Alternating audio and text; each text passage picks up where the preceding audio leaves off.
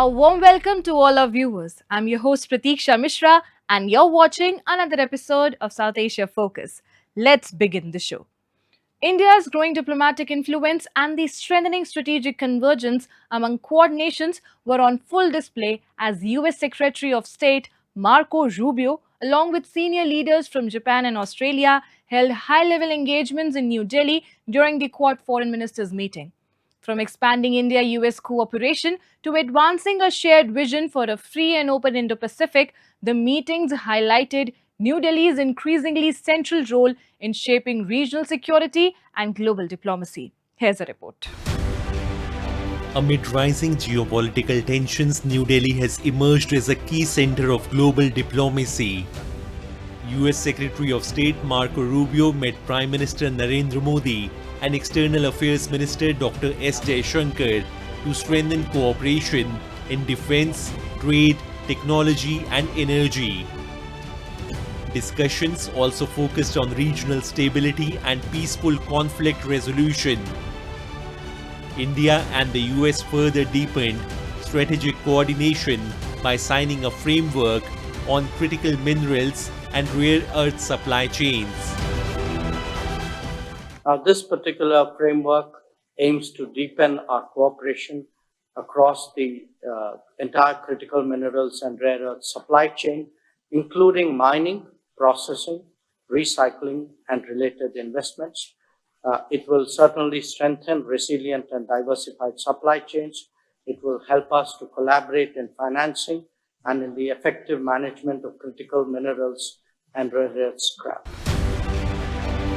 Highlighting the deepening India-US partnership, Secretary of State Marco Rubio said the world's two largest democracies share strong common interests and are steadily expanding cooperation across key strategic and economic sectors. We are the two largest democracies in the world, and so that alone is a baseline for incredible cooperation. But we have so many common interests that it makes all the sense in the world for us to continue to build, really, to build upon. This is not about restoring or reinvigorating. I see people use that terminology. This is about continuing to build on what is already a very solid and strong strategic partnership, one of the most important ones that we have, and I would argue one of the most important ones in the world. The high-level engagements coincided with the Quad foreign ministers meeting in New Delhi, bringing together leaders from India, the United States, Australia, and Japan. Alongside US Secretary of State Marco Rubio, Australian Foreign Minister Penny Wong, and Japanese Foreign Minister Toshimitsu Motegi held key talks with Indian leaders, reflecting growing strategic alignment among Quad nations amid Indo-Pacific tensions. Prime Minister Narendra Modi and External Affairs Minister S. Jaishankar reaffirmed India's commitment to deeper cooperation on maritime sector, critical technologies, resilient supply chains, and regional stability, underlining New Delhi's rising influence in Indo-Pacific geopolitics. I think India is very indispensable partner for Japan within this Quad framework. We recognize the India's significance, geopolitical significance, which is located in the middle of the Indian Ocean and Pacific region. So we'd like to collaborate with India in order to realize so-called FOIP, free and open Pacific. And I think that India can play a central role in doing so. As the Quad sharpens its focus on practical cooperation, experts believe the grouping is moving towards a more action-driven framework.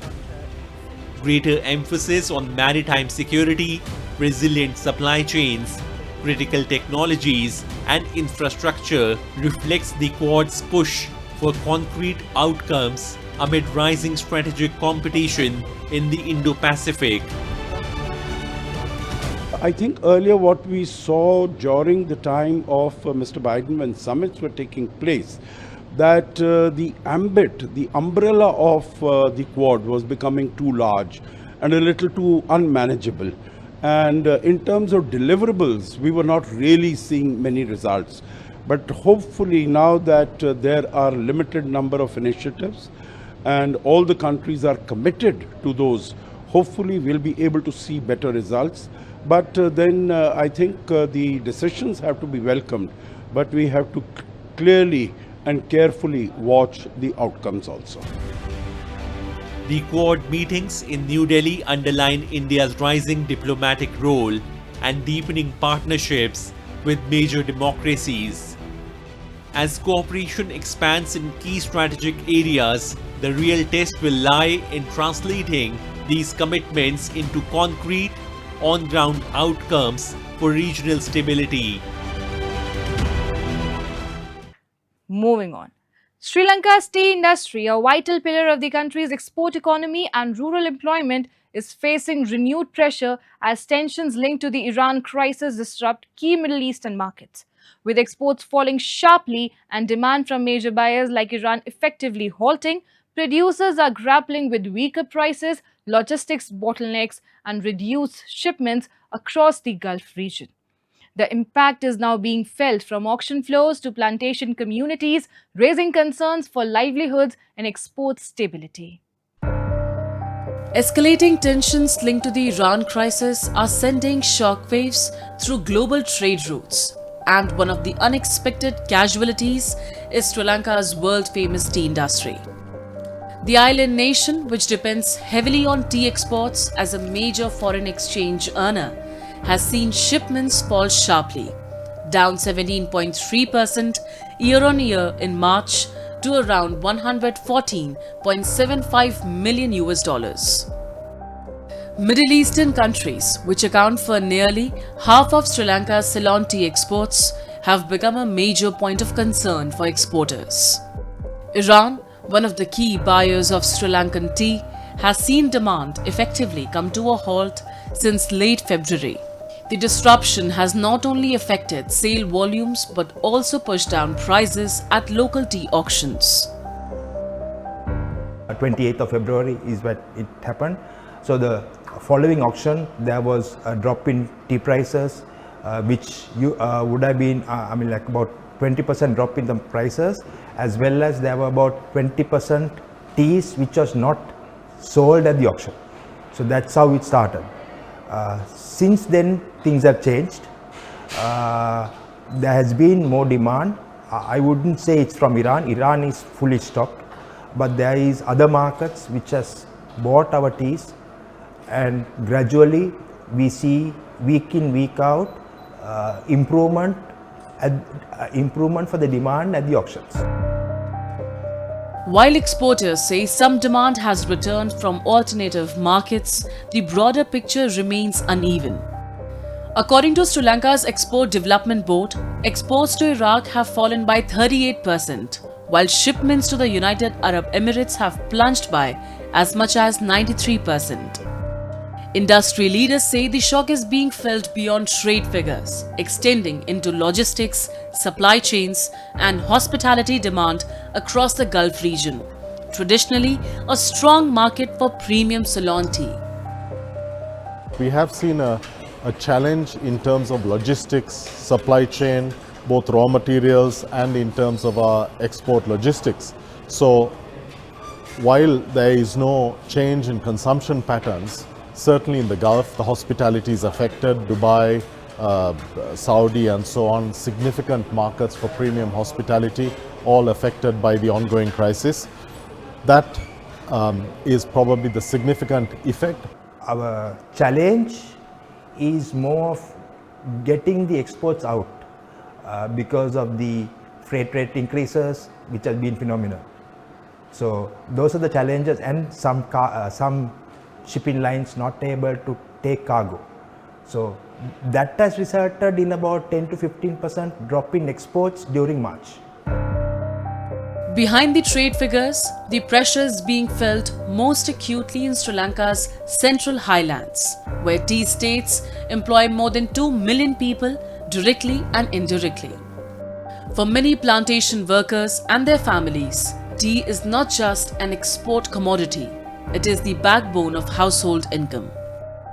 Reduced demand and falling prices mean fewer working days, tighter wages, and growing uncertainty in communities already struggling with rising living costs. Time now for Asia This Week, the stories from across the continent. Lanka's central bank stunned markets by raising its policy rate by an outsized 100 basis points on May 26, the biggest strike in 3 years, and signaled more tightening as surging energy costs swipe up inflation and batter its currency. Economic growth in the South Asian nation, only just recovering from a devastating 2022 financial crisis that left businesses and households deeply scared, is expected to take a hit from the turmoil in the Middle East. The Central Bank of Sri Lanka raised the overnight policy rate to 8.75% from 7.75%, blaming higher inflation and a depreciating rupees due to the US-Israeli war with Iran. South Korea will seek to launch its first nuclear-powered submarine by the mid-2030s under a new program aimed at countering North Korea's submarine-launched nuclear and missile threats. Seoul has long sought to join an elite group of nations operating nuclear-powered submarines in a move that could reshape Asia's security landscape and escalate an underwater arms race. US Secretary of State Marco Rubio said that an agreement with Iran may still take several days to finalize, cooling expectations of an immediate breakthrough in the conflict. Speaking to reporters about his aircraft, Rubio noted that negotiations often involve detailed discussions over wording and phrasing, which could prolong the process. His remarks came a day after US forces conducted what Washington described as defensive strikes in southern Iran. Pakistan's restive province of Balochistan has once again been rocked by violence after a powerful explosion targeted a shuttle train carrying Pakistani security personnel and their families in Quetta. The attack, claimed by the Balochistan Liberation Army, has renewed focus on Islamabad's handling of the region, where allegations of military crackdowns, resource exploitation, and enforced disappearances continue to deepen anger among the Baloch population. A powerful explosion ripped through a shuttle train near Chaman Fatak in Quetta, killing at least 24 people and injuring more than 70 others.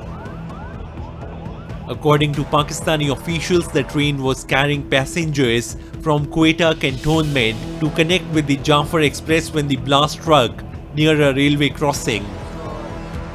The explosion derailed the engine and multiple coaches, while nearby homes and vehicles were engulfed in flames.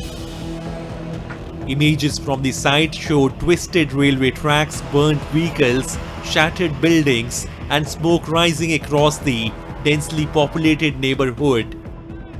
The Baloch Liberation Army, or BLA, claimed responsibility for the attack, describing it as a suicide bombing targeting a train carrying Pakistani military personnel and their families heading home for Eid holidays.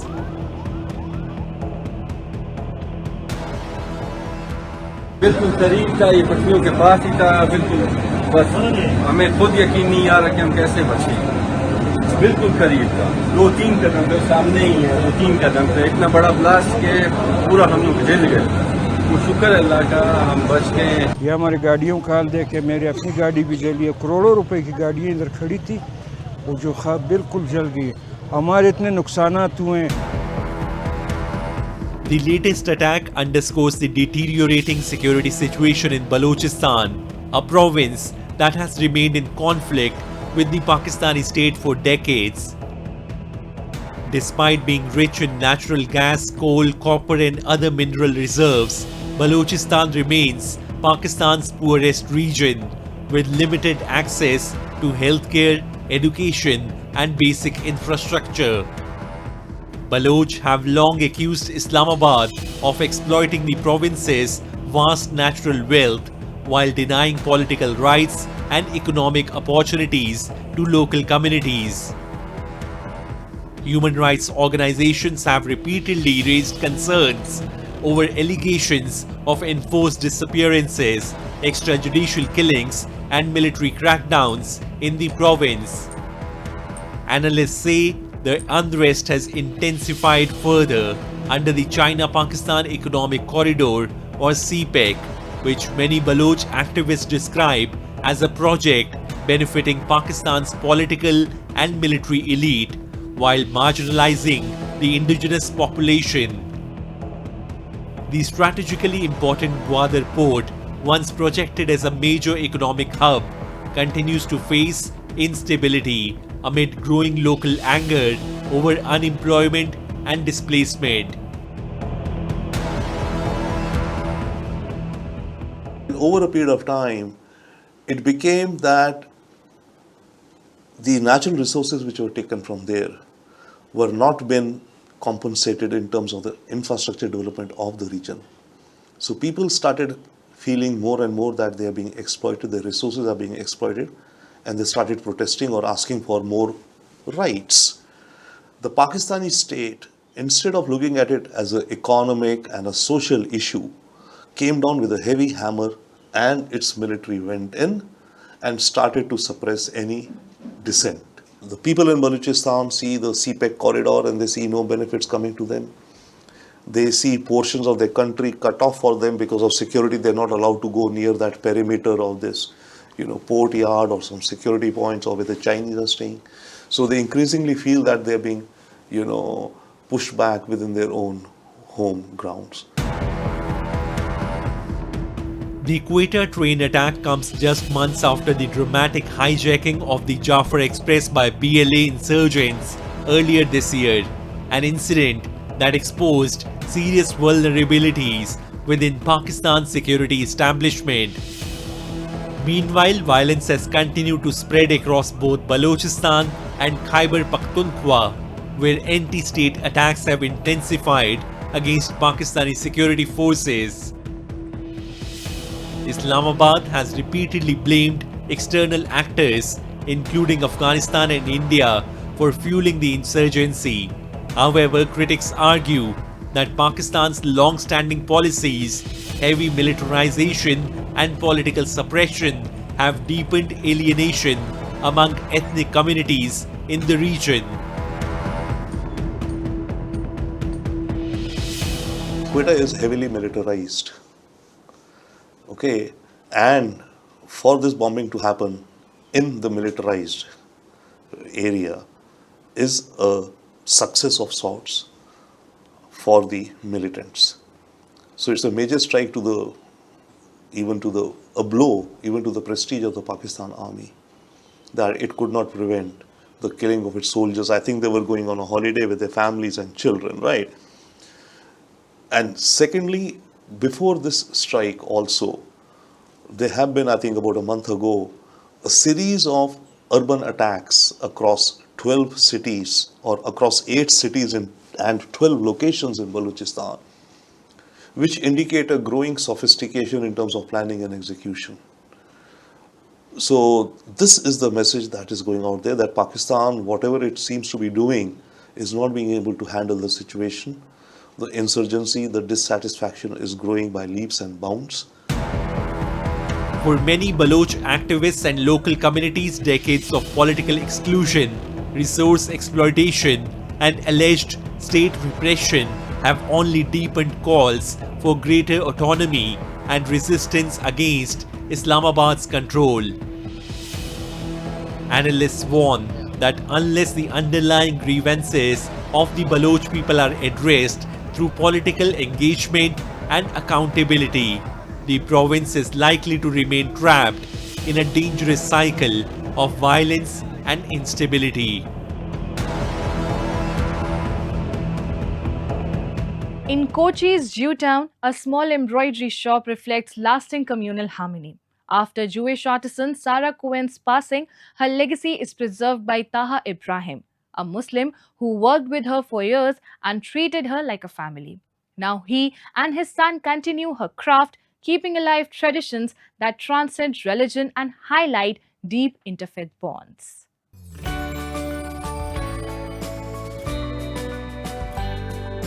In the narrow lanes of Jewtown in Kochi, the legacy of Kerala's fading Jewish community still lives on inside Sarah's home. After the death of Sarah Cohen in 2019, many feared an era had ended. But her memories and rare embroidery art continue through Taha Ibrahim, a Muslim man who cared for Sarah and her husband like family for over 3 decades.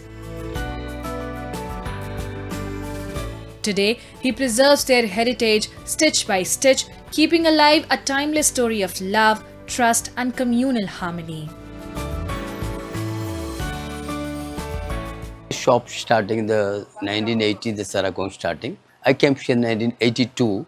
After my childhood time, I grew up here. That way I know all the embroidery she taught me. After Sarah's husband passed away in 1999, after I look after the shop. Now I'm continuing all the work, the Jewish embroidery also she taught me.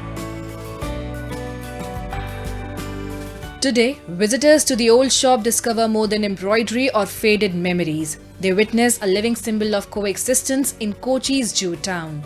Now, Taha Ibrahim's 24-year-old son is learning the traditions and craftsmanship once passed down by Sarah Cohen, carrying this shared heritage into a new generation. Inshallah, I hope so. I want to continue like the same tradition, whatever she and my father continue. I want to continue the same legacy. I hope so.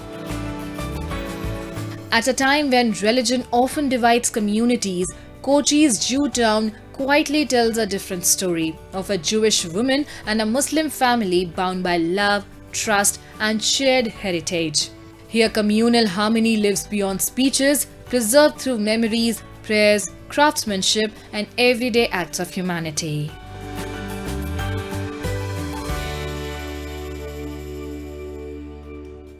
In Jewtown, tradition continues beyond boundaries of faith. And with that, we come to the end of this week's episode. See you next week. Till then, goodbye and take care.